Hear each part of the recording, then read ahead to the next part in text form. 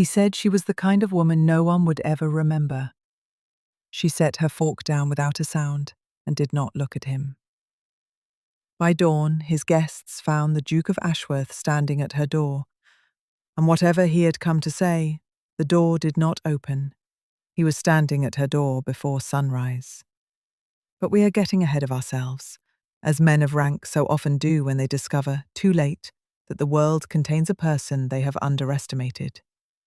Let us go back. Not far, only to the evening before, when the candles were lit at Hollow Park and 8 guests sat down to a dinner that would, in its own quiet way, rearrange the architecture of 2 lives. Hollow Park earned the Duke of Ashworth £11,000 a year and gave him, in return, 40 rooms he did not use, a silence so thorough it had its own texture, and a household that moved around him, like clockwork, around a dial that had stopped showing the correct time. The estate sat in the south of Hertfordshire, where the land flattened into long, pale fields, and the house itself was the colour of cold tea. A Palladian front, a gravel drive raked every morning by a groundsman who had never once been thanked for it, and a dining room whose table could seat 24, but rarely held more than the Duke and whatever portion of silence he had carried in from the day. Tonight, though, the autumn quarter had drawn company. 8 guests, most titled, all performing the particular theatre of people who believe proximity to wealth is itself a kind of accomplishment. They ate roasted pheasant. They drank claret that cost more than a labourer earned in a month. They talked about nothing as though it mattered enormously. And at the far end of that long mahogany table, seated in the last chair on the left, the one nearest the draught from the servants' corridor, the one where the candlelight barely reached, sat Eleanor Greaves. She was not supposed to be there. Let us be precise about that, because precision is the only courtesy the world had ever reliably offered her.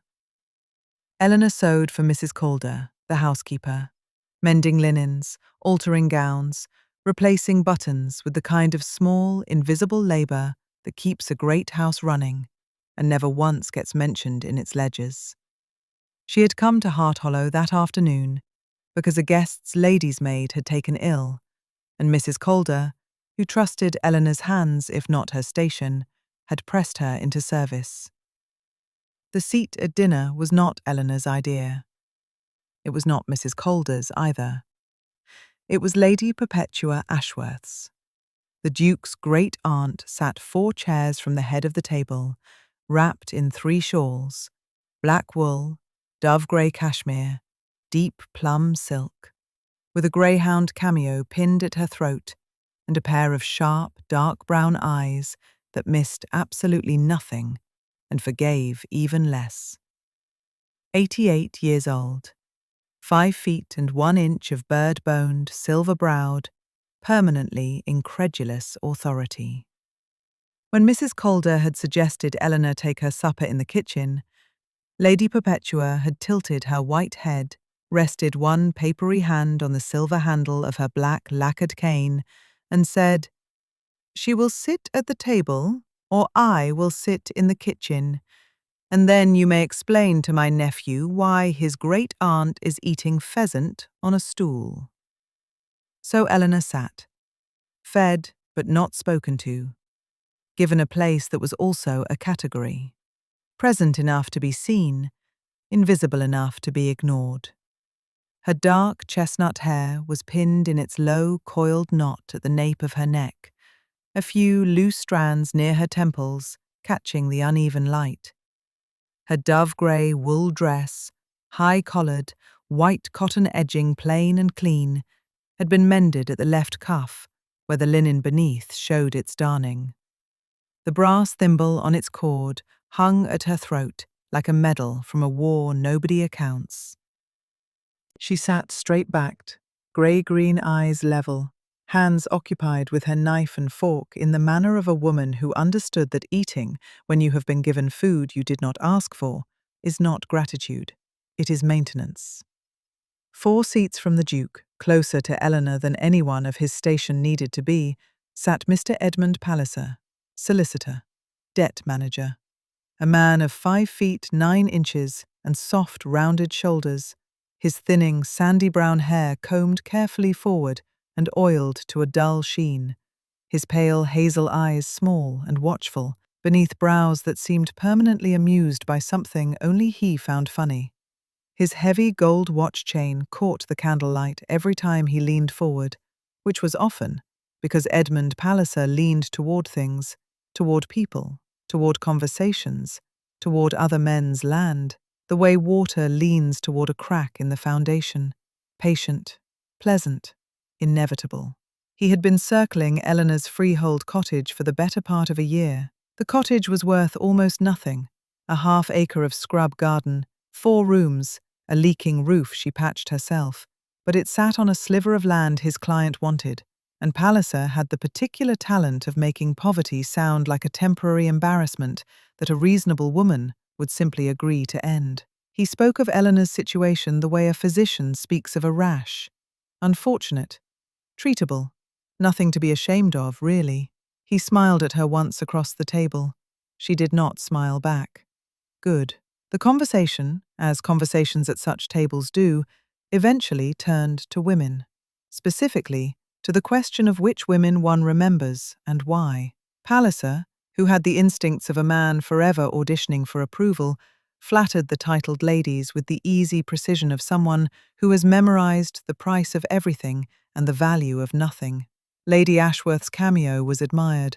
A baronet's wife was told her laugh could fill a cathedral. And then someone, it hardly matters who, asked the Duke directly, what made a woman memorable? Jonathan Ashworth sat at the head of his own table, tall and broad-shouldered in his dark charcoal tailcoat, his pale blue-grey eyes deep-set beneath heavy, straight brows, the single crease between them suggesting a man who had been frowning so long the expression had carved itself a permanent address. His dark ash-blonde hair swept back from his forehead, unruly at the crown where it curled against his will. The plain gold signet ring on his left hand caught the light as he lifted his glass. He glanced, briefly, without thought, without malice, without anything at all, down the length of the table toward the last chair on the left. There are women one remembers, he said, and women one does not. That, and here his gaze passed over Eleanor the way weather passes over a stone, is the kind of woman no one would ever remember. The words landed in the silence of the dining room like a coin dropped on marble. Eleanor set down her fork. She did not flinch. She did not rise. She did not look at him.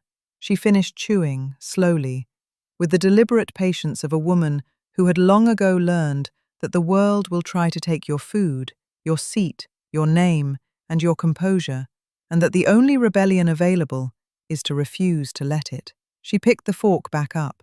She continued eating. She finishes her meal. Every last bite, the roast pheasant, the braised turnips, the last careful quarter-inch of wine in the glass she had been given, because there happened to be a spare seat and Mrs. Calder needed an even number. Eleanor Greaves eats like a woman who understands that food you have earned does not require anyone's permission to swallow, and when the plates are cleared and the guests retire to the drawing room in a rustle of silk and self-congratulation, she does not follow them. She has no business there. She never did. The servants' corridor is colder by 12 degrees. She knows this because she has felt it 200 times. The exact place where the warmth of the great house ends and the honest chill of labour begins. A line drawn in temperature across a limestone threshold that no architect planned, but every body in service understands. Eleanor collects her sewing basket from the hook beside the still-room door, pulls her shawl, not wool, not cashmere, just plain darned cotton, over her shoulders, and walks out. 1/2 mile, through the east gate, past the lime avenue, down the rutted track that runs along the low stone wall the third Duke built in 1740, to mark where his world stopped and the ordinary one resumed. Her cottage sits just on the other side of that wall. 3 rooms, A kitchen garden planted so precisely that every row earns its dirt. Carrots, onions, a stubborn patch of lavender she refuses to uproot because her father planted it. 4 hives of bees along the south wall, humming even in October, because Eleanor Greaves has read every pamphlet on apiary management the circulating library in Staniton ever stocked, and she knows exactly when to wrap the skeps and when to leave them be.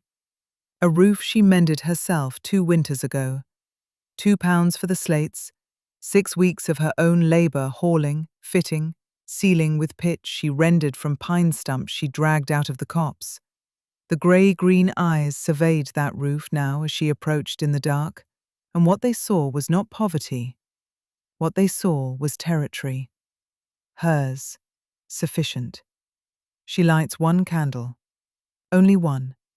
Tallow costs money, and Eleanor accounts for every farthing because she learned arithmetic from necessity, the way other women learn it from governesses. A single candle, set in the window where it catches the draught least. Now here is where I need you to understand something, because the rest of this story will not make sense without it. Eleanor's father was a land surveyor named Thomas Greaves. Good man, careful man. The kind of man who measured twice, recorded his findings in a neat copperplate hand, and trusted that if his numbers were honest, the world would be honest back. The world was not. He died when Eleanor was 24, owing £340 to creditors, not because he drank, not because he gambled, but because a client refused to pay for a survey that proved the client's proposed canal route would flood 3 tenant farms, and the legal pursuit of that debt consumed every shilling Thomas Greaves had left. He died with clean hands and an empty purse, and he left his daughter 2 things: a freehold cottage and a £340 note of obligation that passed through 3 hands before landing, with the slick inevitability of water finding a drain, in the possession of Mr. Edmund Palliser. 7 years. That is how long Eleanor has been paying it down. Sewing for the great house at 9p a shirt, selling honey at 9p a jar, good honey, dark and thick, the kind that tastes like the lavender and clover her bees prefer. Teaching 3 local women their letters for a shilling a week, because Eleanor believes that a woman who cannot read her own lease is a woman who can be lied to with impunity and will not abide that. 7 years of 9p and shillings. She owes £14 still, and Palliser holds the note. Qui back to him. Damn him. We will come back to him. But first, the great house. The guests have retired, the candles in the dining room are guttering, and in a private sitting room on the first floor, Lady Perpetua Ashworth, 88 years old, 5 feet 1 inch of pure concentrated disapproval wrapped in 3 shawls and anchored by a greyhound cameo at the throat, is saying something to Mrs. Calder that her great-nephew would not want overheard. 5 years, Lady Perpetua says, and the silver eyebrows arch into that permanent expression of incredulity that has terrified earls and charmed nobody. 5 years since that creature broke him, and he has learned precisely the wrong lesson. The creature in question was Miss Arabella Fenton. Beautiful, charming, the kind of woman who could make a man of £11,000 a year believe he was loved for himself, right up until the moment a man of £16,000 appeared and she pivoted like a weather vane in a shifting wind. 3 days before the wedding. Jonathan Ashworth, Duke of Hartridge, tall, broad-shouldered, that hard, square jaw set against a world he had briefly allowed to touch him, stood in a church and watched the pews empty. He concluded, with the ruthless logic of a man who has been made a fool exactly once, that the safest course was to want nothing that could refuse him. Paintings cannot refuse. Land cannot refuse. Ledgers balanced to the penny cannot refuse. And so he filled Hartridge with beautiful things that would never leave, and he froze, and the crease between his brows deepened into a permanent line, and Lady Perpetua watched it happen with the helpless fury of a woman who has lived long enough to know that a wound left open heals crooked.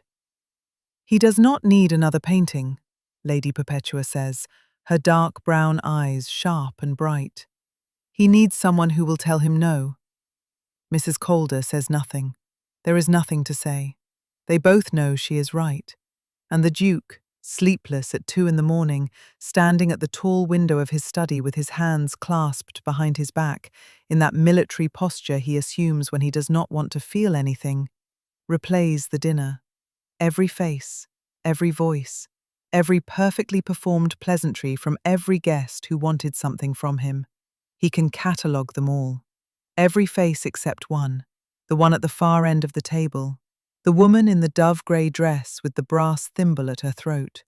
He cannot recall her features, and the not remembering is itself the disturbance. A gap in the inventory, an empty hook where a painting should hang. It needles him. He looks out. Across the dark parkland, past the lime avenue, beyond the low stone wall, a single candle burns in the cottage at the edge of his estate. He does not know whose light it is. He cannot stop looking at it. The next morning, the morning after the dinner, the Duke does something he has not done in 5 years. He leaves the house before his valet is awake. Now let that sit for a second. Jonathan Ashworth, 6th Duke of Ashworth, a man who has not dressed without assistance since he was old enough to shave, who has not walked his own grounds unaccompanied since the year his brother's betrayal taught him that solitude was merely the anteroom to ambush. This man pulls on his riding boots in the dark, buttons his own charcoal tailcoat with fingers that fumble at the task because they have forgotten the geometry of it, and lets himself out through the servants' entrance like a man sneaking from his own life. He tells himself he is inspecting the estate boundary. He is lying, and he knows it. The parkland at dawn is silver and wet, the grass soaking his boots to the ankle, mist sitting low across the south meadow in long, pale bands that break apart as he moves through them. He walks with that deliberate, measured stride, hands clasped behind his back, chin elevated.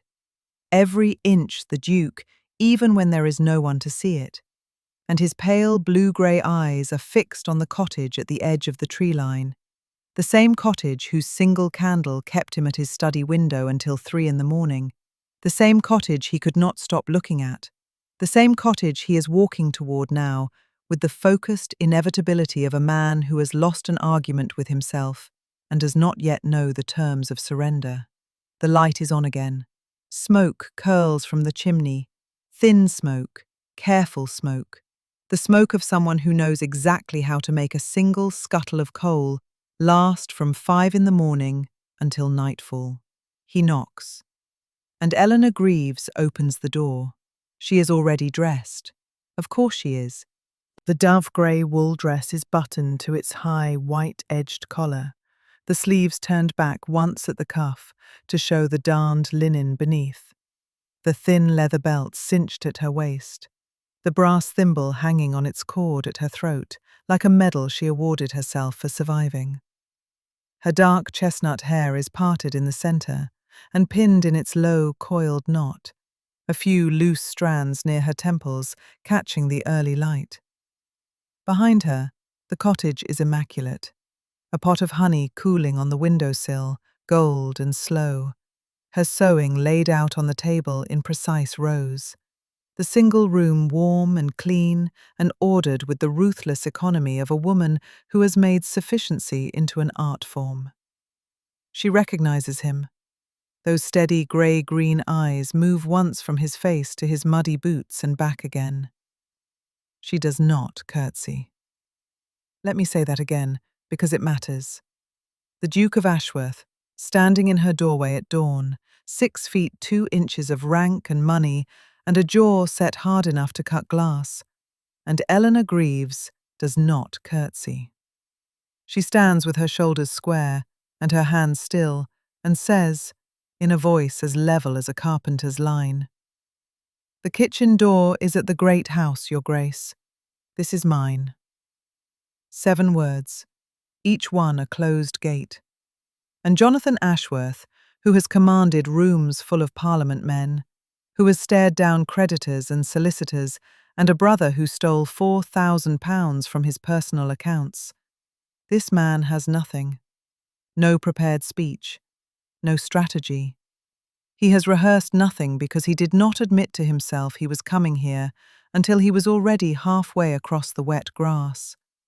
And now he stands in her doorway with the mist curling around his boots, and for the first time, the very first time, he actually looks at the woman he called Forgettable. He sees the brass thimble, the mended dress, the tiny birthmark the colour of tea just below her left ear, the faint scattering of pale freckles across the bridge of her straight, narrow nose. He sees hands that are clean and capable and currently holding a needle, because she was already working, because she is always already working, because no one is coming to do it for her, and she has never once waited for them to. He sees competence. He sees pride. He sees a life built without permission from anyone like him. Something shifts behind the permanent crease between his brows. Something he does not have a name for yet. He says something fumbling about the dinner. It is not an apology, not quite, because he does not yet understand what he did. He speaks of the evening in fragments, mentions her name in the context of the table, circles the wound without touching it, the way a man prods at a bruise he gave someone else, and wonders why his own fingers ache. His wide mouth, set in its natural downward line, opens and closes around half-formed sentences. The plain gold signet ring on his left hand catches the light as he gestures vaguely. A man accustomed to authority, discovering that authority is useless currency here. Eleanor listens. She does not help him. She does not fill his silences, or soften his fumbling, or offer the easy absolution that every other person in his life would rush to provide, because he is the Duke, and the Duke must never be made to feel uncomfortable. She simply stands in her own doorway, in her own dress, with her own needle, and lets him talk himself into the corner he built. When he finishes, or rather, when he runs out of words the way a carriage runs out of road, she speaks. "You said I was the kind of woman no one remembers." Her voice is quiet and precise, each word placed like a stitch. "You are not wrong, Your Grace. No one in your world remembers women like me. That is not the same as being forgettable." Then she closes the door. Not slammed, not dramatic, just closed, the way you close a ledger when the accounts are settled and the balance is final. He stands there. The Duke of Ashworth stands on a worn stone step with mist on his boots and his mouth still half open and the sound of an iron latch turning on the other side of a pine door, and he does not move for a long time.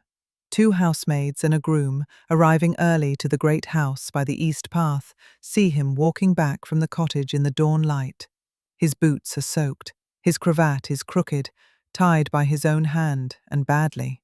His face wears an expression none of them have seen before, something cracked open and unguarded, and all 3 of them look at each other with the particular wide-eyed silence of servants who have just been handed the most interesting piece of information in the county.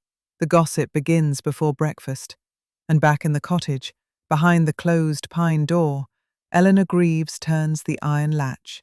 She sits down at her table and picks up her sewing. Her hands are perfectly steady. Within a day, Lady Perpetua has heard every version of the story. She summons her great-nephew to the morning room and says the most devastating thing anyone has said to him in 5 years. Now, you need to understand something about Lady Perpetua Ashworth.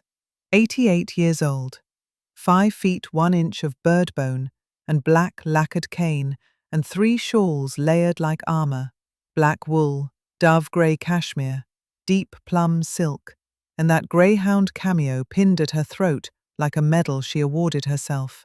Those sharp, dark eyes beneath their deeply hooded lids have watched 3 kings crowned and 2 buried. and she has never once in her life mistaken politeness for honesty.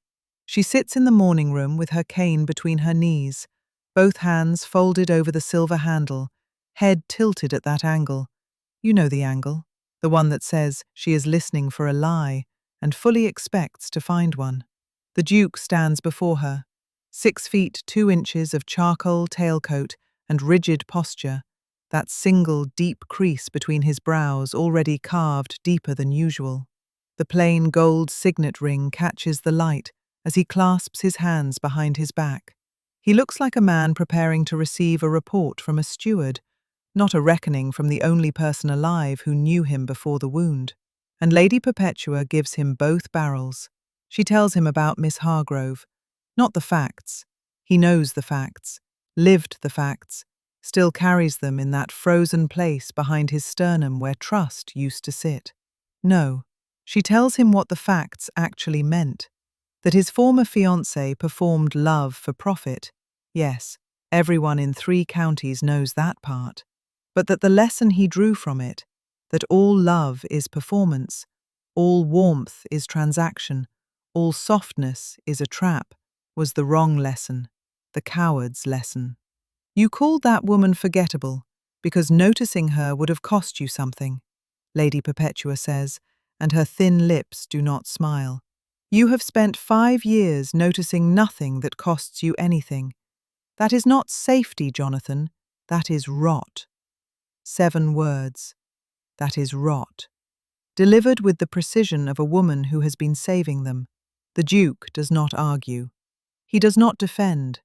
He stands there with his pale, blue-grey eyes fixed on the window behind her head, and the crease between his brows does something it has not done in years. It softens. Not into peace, into recognition. The way a man's face changes when he looks down and sees the wound he has been walking on for miles. Lady Perpetua watches this happen. Those 3 small age freckles on her left cheekbone, arranged like a constellation, catch the morning light, and she taps her cane once against the floor. Not for emphasis, but because she is finished. She has said what she came to say. The rest is his. He leaves the morning room without a word. And here is where the story pivots. Not with a door slamming, or a revelation, or a letter torn open. With something quieter. Something almost embarrassing in its smallness. He sits down to breakfast. There is honey on the table. He has eaten this honey for months. Pale, clear, faintly floral, spooned from a plain stoneware jar with a cork lid. He has never once asked where it came from. Now he asks. The footman tells him it is sold in the village at 9p a jar by a woman who keeps 4 hives on a 1/4 acre behind her cottage. 9p a jar. He turns the number over in his mind, the way you turn a coin found in an old coat. Familiar weight, unfamiliar meaning. He walks the east corridor after breakfast because he cannot sit still, and he passes the curtain that was mended last autumn.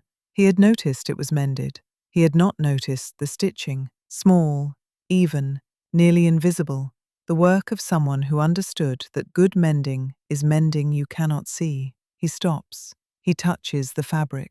He knows whose hands did this. 3 women in the village can now read.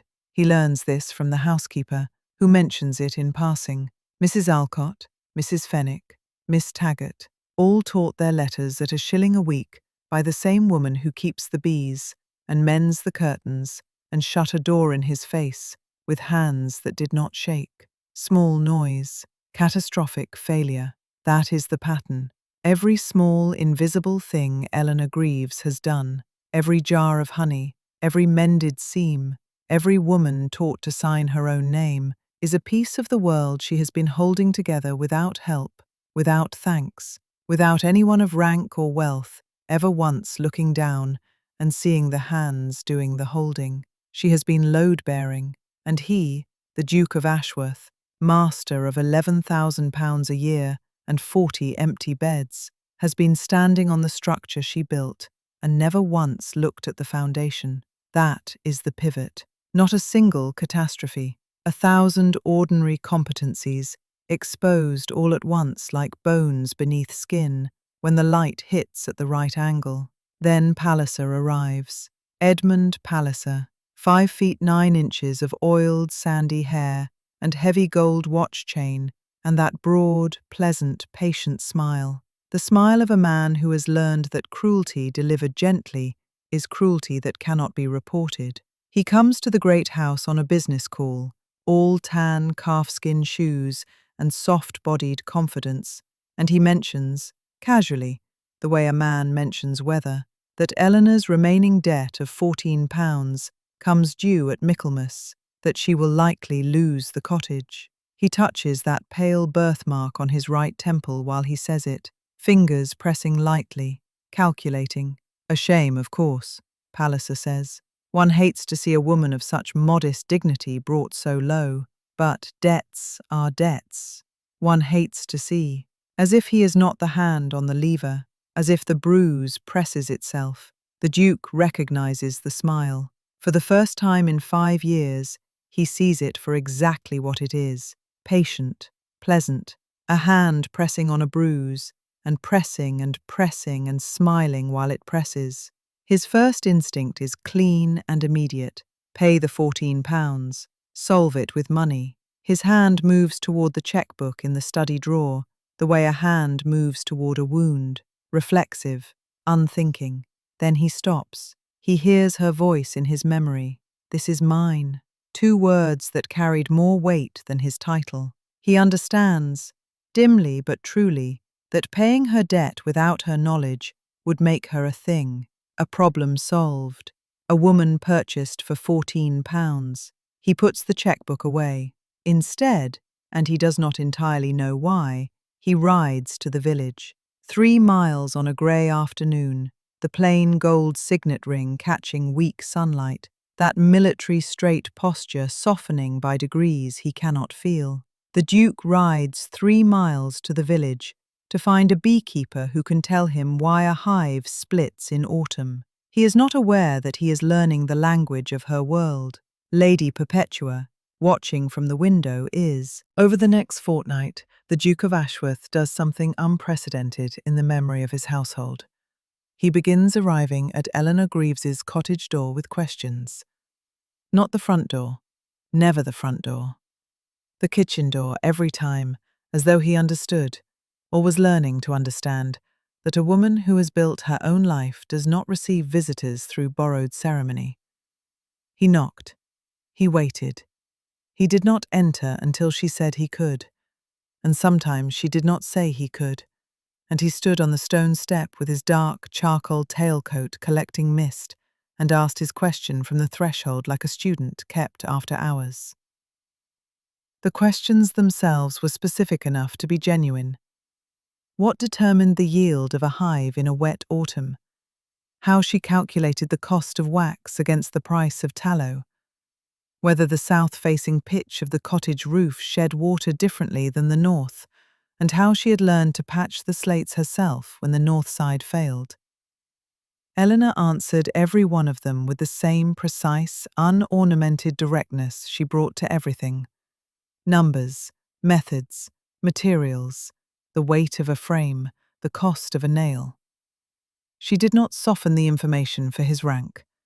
She did not dress it in gratitude for his interest. She told him the truth about beeswax, the way she told him the truth about everything else, as though he was simply a man standing at her kitchen door, which, in that moment, he was. And here's the thing that undid him. Slowly, over the course of those 14 days, she refused every gift he brought. A new coal scuttle, presented with studied casualness, declined. A bolt of good grey wool, carried under his arm like an afterthought, declined. A jar of cherry preserves from his own kitchen at Ashworth Hall, which must have cost his pride more than his purse to offer. "I have preserves, Your Grace," she said, her grey-green eyes level beneath those dark brows, the brass thimble glinting at her collarbone. "I made them." 4 words. They landed like a door closing. Not slammed, just shut, firmly, the latch turned by someone who knew exactly where the bolt sat. He kept coming back.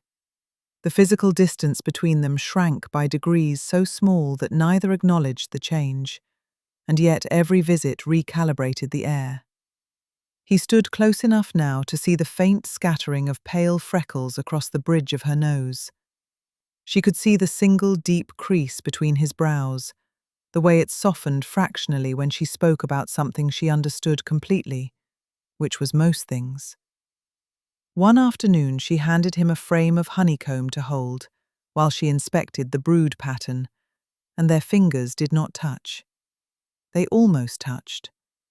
The gap was perhaps a quarter-inch, and he held that frame of comb as though it were a deed of conveyance, as though it were made of law rather than wax, his large, careful hands gripping the wood with the deliberate precision of a man unused to holding anything that might break if he pressed too hard. She watched those hands. She looked away. He noticed her looking away. Neither spoke about it. That silence, that quarter-inch, held more voltage than any declaration he could have made. Lady Perpetua, meanwhile, did not wait to be invited. She arrived at the cottage one Thursday morning in her small black velvet slippers and her 3 shawls, black wool, dove-grey cashmere, deep plum silk, with the greyhound cameo at her throat and her lacquered cane tapping the garden path as though testing the earth for honesty. She sat in Eleanor's garden among the hives as though she had been sitting there for decades, her sharp, dark brown eyes unblinking beneath those deeply hooded lids, the 3 age freckles on her left cheekbone catching the thin October light. "My nephew is not a fool, Miss Greaves," Lady Perpetua said, her silver eyebrows arched in their permanent incredulity. "He is merely a man who has been a fool for so long that he has forgotten there is another option." Eleanor's hands were still in her lap, her back was straight. The mended, dove-grey wool of her dress was clean and precise, the white cotton edging at her collar sharp as a line drawn in chalk. "I do not require the Duke to be anything, Lady Perpetua," she said. "I require my cottage, my bees, and my £14. Lady Perpetua laughed, a real laugh, not the polite exhalation of a woman who had spent 88 years in drawing-rooms, but the short, bright, startled sound of a person who has just been told something so exactly true that it strikes the bone. Her cane tipped forward. She said nothing else about it. She did not need to. Then Palliser came. He arrived on a Tuesday, as he always did, punctual, pleasant, immaculate in his cream silk waistcoat and tan calfskin shoes, the heavy gold watch chain draped across his soft middle like a leash on something well-fed. He sat at Eleanor's table. He accepted tea. He touched the pale birthmark on his right temple while he calculated, that slow, habitual gesture, fingers brushing skin, the way another man might thumb the beads of a rosary, except what Palliser prayed to was leverage. His final terms were simple: sell the cottage for £60 and clear the debt of 14, with enough left over to start fresh somewhere. He did not specify where, because where did not matter to him, only that she be gone. Or refuse, and at Michaelmas he would call in the debt and petition the court for seizure. He called her sensible 3 times. The first time gently, as a compliment. The second time firmly, as a correction. The third time with the faintest pressure behind his smile, as though sense were a cage she should be grateful to enter, and he were merely holding the door. He thanked her for the honey. He meant it. That was the worst part. Eleanor said nothing. After he left, she sat in the garden among her hives and, for the first time in 7 years, allowed herself to be afraid, but only for a moment, and only when no one can see. Then she stood, checked each hive with steady hands, and went inside to sew, because fear is a luxury that costs more than £14, and Eleanor Greaves had never once been able to afford a luxury. The Duke learns of Palliser's ultimatum, not from Eleanor, who would never tell him, but from the village postmistress, who mentions it as gossip while selling him a stamp. Just like that. A halfpenny stamp, a passing remark about poor Miss Greaves and the Michaelmas deadline, and the postmistress moves on to the weather. Jonathan Ashworth does not move on. He stands at that counter with the stamp between his fingers and his pale blue-grey eyes fixed on nothing, and something behind them rearranges itself with the precision of a lock turning. He does not ask questions. He does not raise his voice. He buys the stamp. He walks out. And for the next 14 days, he does something far more dangerous than losing his temper. He learns arithmetic. Not the arithmetic of a duke's estate. He already knows that. The comfortable mathematics of £11,000 a year. No, he learns the arithmetic of poverty. The arithmetic of a woman who earns £18 in a good year from honey and sewing and whatever scraps of teaching come her way, and who has been paying Edmund Palliser interest on a £340 debt for 7 years running. He pulls the records. He writes to the Chancery clerks. He sits at his desk in the study at Hart Hollow Park, with his signet ring catching lamplight and a column of figures in front of him, and he does the math that Palliser never expected anyone to do. £340, the original debt. Eleanor has paid £326 in interest alone. 7 years of payments scraped from nothing, from mended gloves and jars of honey and lessons at £1 an hour, and the principal has barely been touched. The remaining balance is £14. 14. Not a debt, a leash, a collar made of numbers designed to never come off, because Palliser structured the interest to compound in such a way that Eleanor could pay until she was 60 and never be free. That is not lending.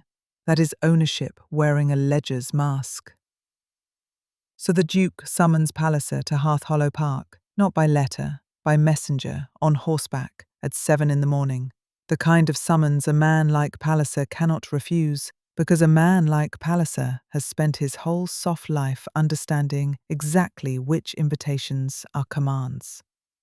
He arrives in his immaculate tan calfskin shoes, his heavy gold watch chains swinging across that well-fed middle, his thinning sandy hair oiled forward in its careful disguise.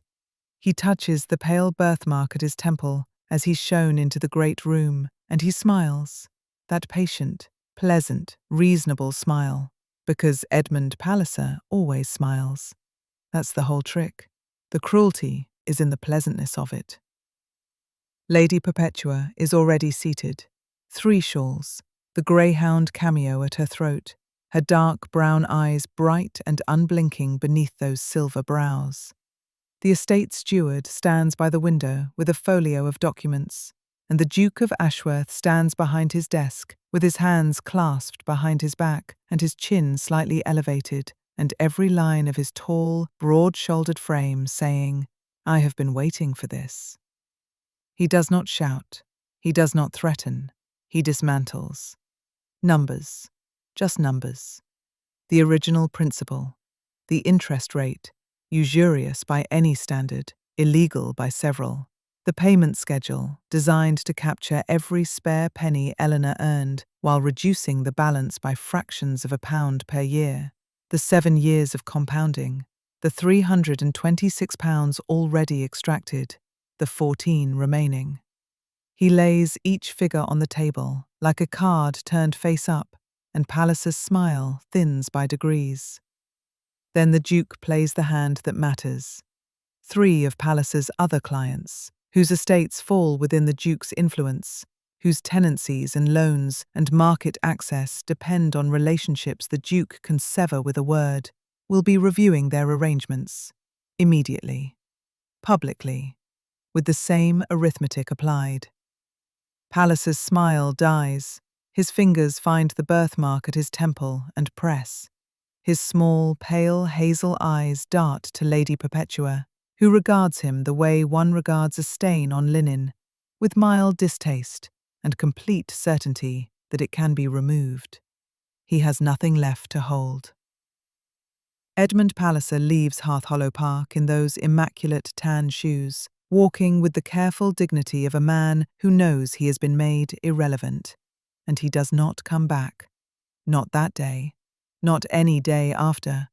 He is simply finished, not destroyed, not ruined, just emptied of the only power he ever had, which was the power to press on a bruise and smile while doing it. Good riddance, you soft-handed, ledger-wielding son of a bitch. But here is where the Duke makes his error, and it is a serious one, because Jonathan Ashworth, who has spent 36 years learning how to solve problems with authority and money and the sheer gravitational weight of his name, does what authority and money have always taught him to do. He solves the problem. He has the deed of release drawn up at the Chancery Court, Eleanor's cottage freed, the £14 discharged, Pallas's claim voided, the freehold confirmed in her name. He does this without asking her. He does this without telling her. He does this because he has confused love with rescue, and rescue with control, and control with care. He presents the deed to Eleanor in the morning room of Half Hollow Park. The household staff are present. Lady Perpetua is present. The document is beautiful. Heavy cream paper, black ink, official seals, her name in careful script, his name at the bottom as guarantor. Eleanor reads it, every word.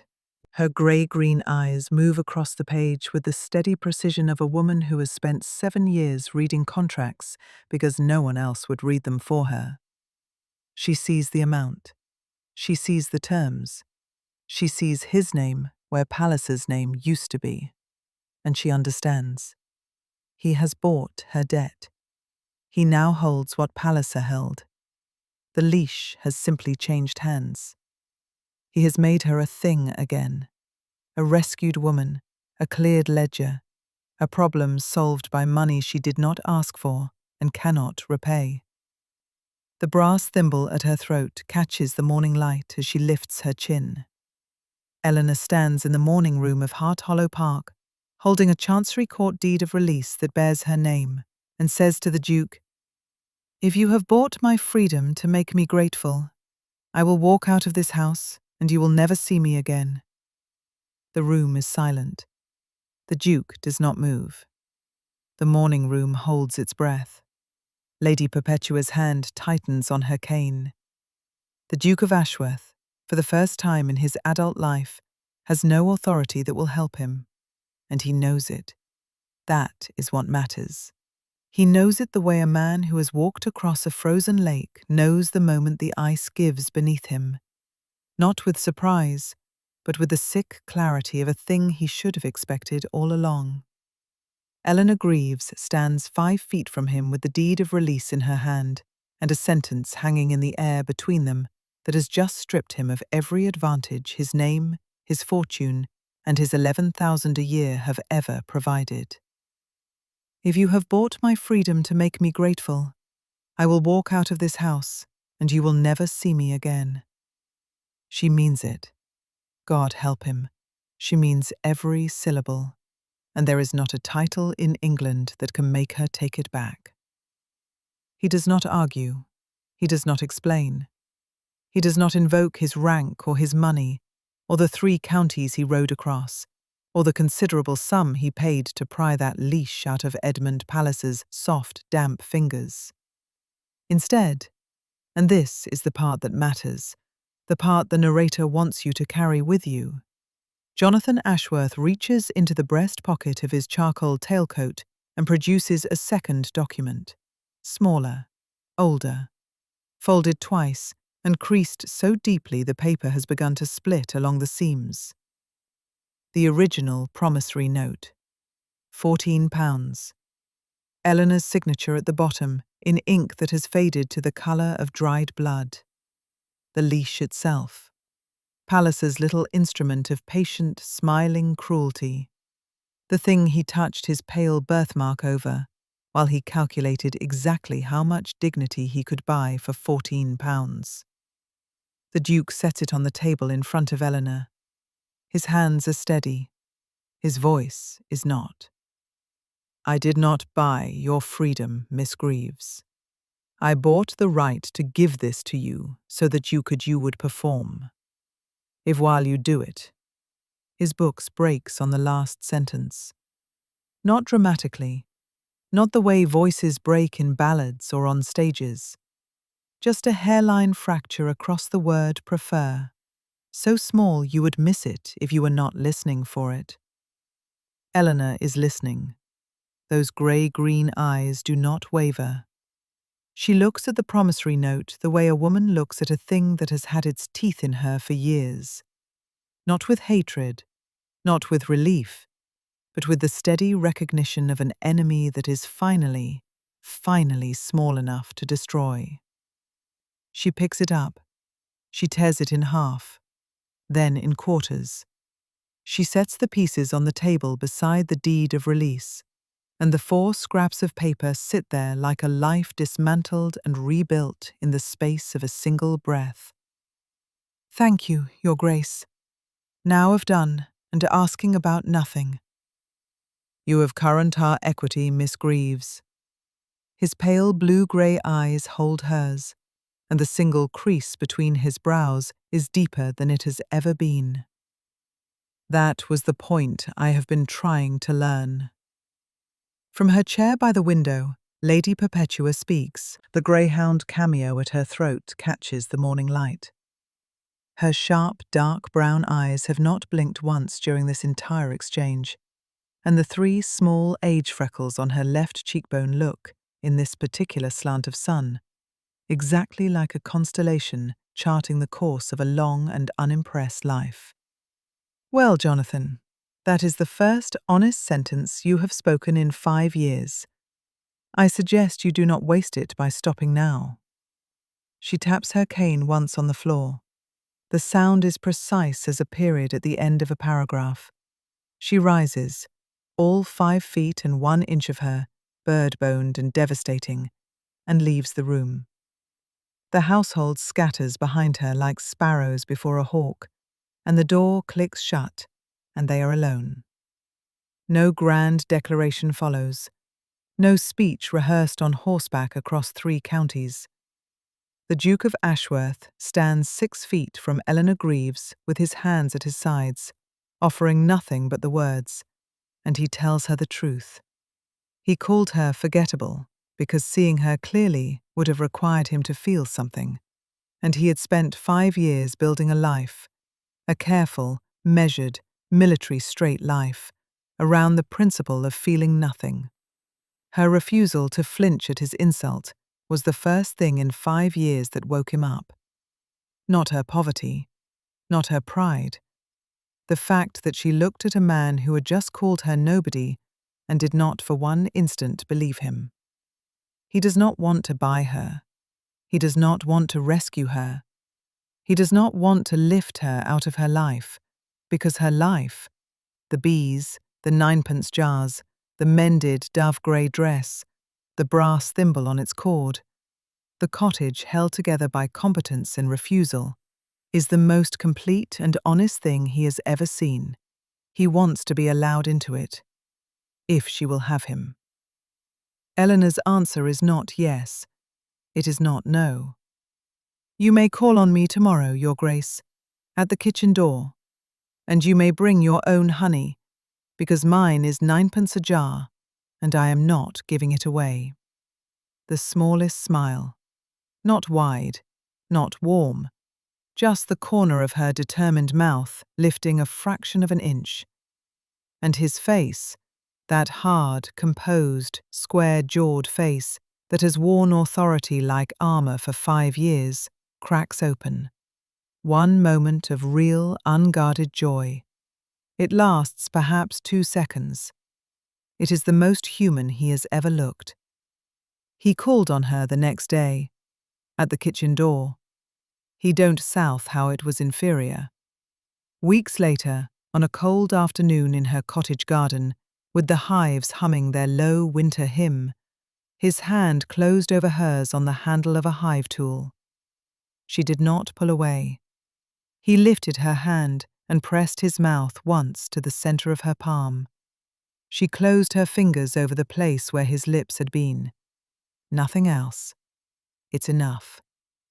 And years later, the cottage garden in full bloom, the hives singing their summer song, 2 greying heads bent over a ledger in the kitchen, the provisions neat and precise, 11,000 a year managed by a woman who once counted 9-pence jars.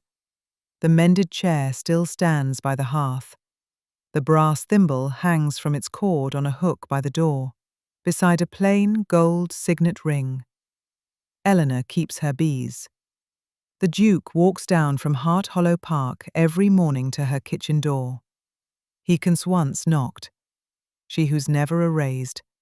They are simply no longer the whole of the story.